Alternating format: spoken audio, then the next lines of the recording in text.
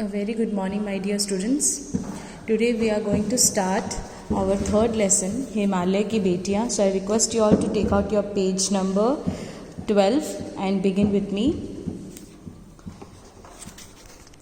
अभी तक मैंने उन्हें दूर से देखा था, बड़ी गंभीर, शांत, अपने आप में खोई हुई लगती थी. संभ्राता महिला की भांति वे प्रतीत होती थी.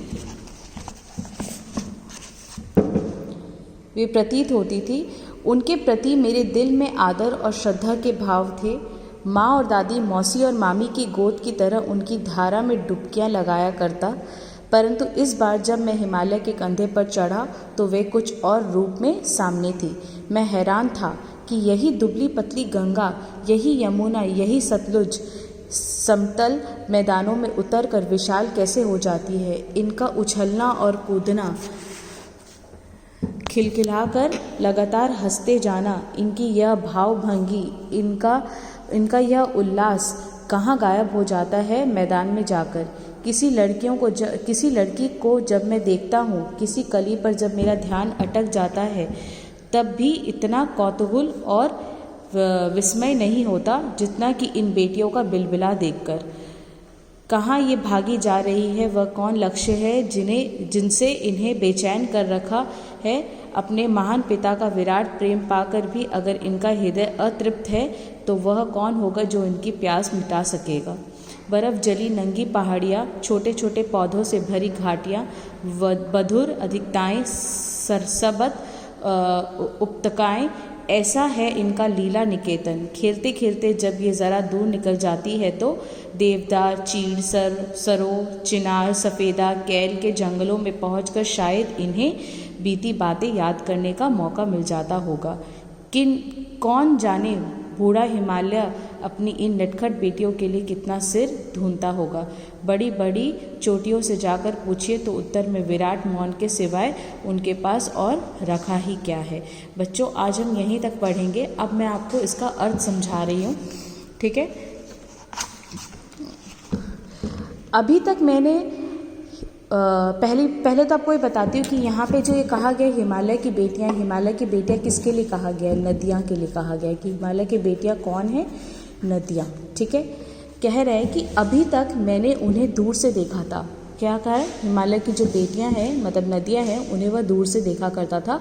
वो बहुत ही गंभीर, शांत और अपने आप में खोई हुई लगती थी, ठीक है. यानी कि बहुत ही गंभीर, बड़ी गंभीर, यानी कि बहुत ही शांत स्वभाव में और अपने में खोई हुई लगती थी. संभ्राता महिला के भांति वे प्रतीत होती थी, ठीक है. संभ्राता महिला की भांति वे प्रतीत होती थी. इसका कहना यह है कि एक बहुत ही वेल मैनर्ड महिला की तरफ वह प्रतीत से होती थी, दिखती थी. उनके प्रति मेरे दिल में आदर और श्रद्धा के भाव थे. उनके प्रति मेरे दिल में क्या था? आदर था, रिस्पेक्ट था और श्रद्धा का भाव था, ठीक है. माँ और दादी, मौसी और मामी की गोद की तरह उनकी धारा में डुबकियां लगाया करता. मैं उनके मतलब जैसे हम अपनी मौसी और दादी और मामी के गोद में सोते हैं या गोद में रहते हैं, वैसे ही वह उनके गोद की तरह उनकी धारा में डुबकियां लगाया करता था. वहाँ पे डुबकियां लगाता था वो, ठीक है. परंतु इस बार जब मैं हिमालय के कंधे पर चढ़ा तो वे कुछ और रूप में सामने थी. बोल रहे, लेकिन जब वह इस बार कंधे पर उसके चढ़ा तो वो कुछ और रूप में सामने थी. वह हैरान था कि वही जो दुबली पतली गंगा, यही यमुना, यही सतलज समतल मैदानों में उतर कर विशाल कैसे हो जाती. वह सोचता था कि ये जो दुबली पतली गंगा था, ये यमुना था, वह नीचे जमीन पर जब उतरती है तो वो विशाल कैसे हो जाती है. विशाल यानी कि बड़ी कैसे हो जाती है.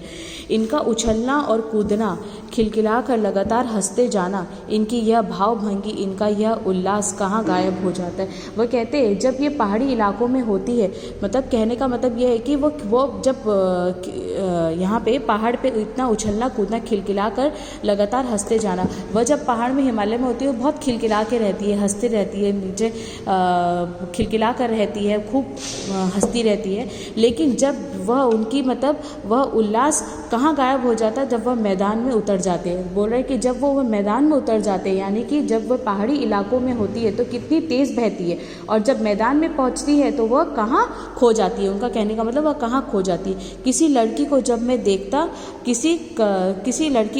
देखता हूँ तो वह किसी कली पर जब मेरा ध्यान ध्यान अटक जाता है। मतलब जब कोई लड़की को देखता हूँ तो जैसे कोई कली पे, मतलब जो फूल की जो कलियाँ होती है उसी की तरफ जैसे किसी कली पर मेरा ध्यान अटक जाता है। तब भी इतना कौतूहल, यानी तब भी मैं इतना कंफ्यूज और विस्मय नहीं होता जितना कि इन बेटियों को बिलबिला देखकर। मतलब ये पहाड़ी में मतलब जब अपनी शैतानी करते हैं तो कहते हैं जब ये पहाड़ों में होते हैं तो बहुत शैतानी देखकर इनका मतलब अच्छा लगता है, तो जब ये नीचे आते हैं तो ये इतने शांत के हो जाते हैं। कहाँ ये भागी जा रही है, वह कौन लक्ष्य है जिसने इन्हें बेचैन कर रखा है। बोल रहा है कि ये कहाँ भागी जा रही है, इतनी तेज़ क्यों भाग रही है, वह कौन लक्ष्य, ये कौन सा डेस्टिनेशन है, लक्ष्य है जो इन्हें इतना बेचैन कर रखा है। अपने महान पिता का विराट प्रेम पाकर भी अगर इनके हृदय अतृप्त है तो वह कौन है जो इनकी प्यास को मिटा सकेगा। कहते हैं कि अपने महान पिता का, यानी कि महान पिता यहाँ पे किसे कहा गया है, यहाँ महान पिता यहाँ पे हिमालय की बर्फ चोटियों को कहा गया है। तो कहते हैं कि अगर अपने इतने महान पिता का विराट प्रेम पाकर भी, विराट यानी कि बहुत बड़ा, बहुत प्रेम पाकर भी अगर ये खुश नहीं है, अतृप्त है, अगर इनकी मन शांत नहीं है तो वो कौन है जो इनकी प्यास को मिटा सकेगा। बर्फ जली नंगी पहाड़ियाँ, छोटे छोटे पौधों से धरी घाटियाँ, मधुर अधिकताएँ, सब्जत उपतकाएँ, ऐसे है इनका लीला निकेतन। कह रहे कि बड़े बड़े छोटे छोटे जो पौधे हैं, यानी कि धरी घाटियाँ यानी कि वैली, मधुर अधिकताएँ हैं, जो सब्जियाँ हैं, जो मतलब वो वहाँ का लीला दिख रहा है, वहाँ का जो इतना सुंदर दिख रहा है, निकेतन दिख रहा है, वह सब कहाँ। खेलते खेलते जब ये ज़रा दूर निकल जाती है तो देवदार, चीड़ा, सरोग, चिनार, सफ़ेदा, केल में के जंगलों में पहुंचकर शायद इन्हें बीती बातें याद करने का मौका मिल जाता होगा। कह रहे कि जब वह निकल जाती है, जब बोलते हैं कि जब वह दूर निकल जाती है तो उनको सब शायद ये सारे पेड़ों के नाम, ये देवदार, चीड़, सरोज, चिनार, सफ़ेदा, कैल, ये सब क्या है, जंगल में एक पेड़ों के नाम है।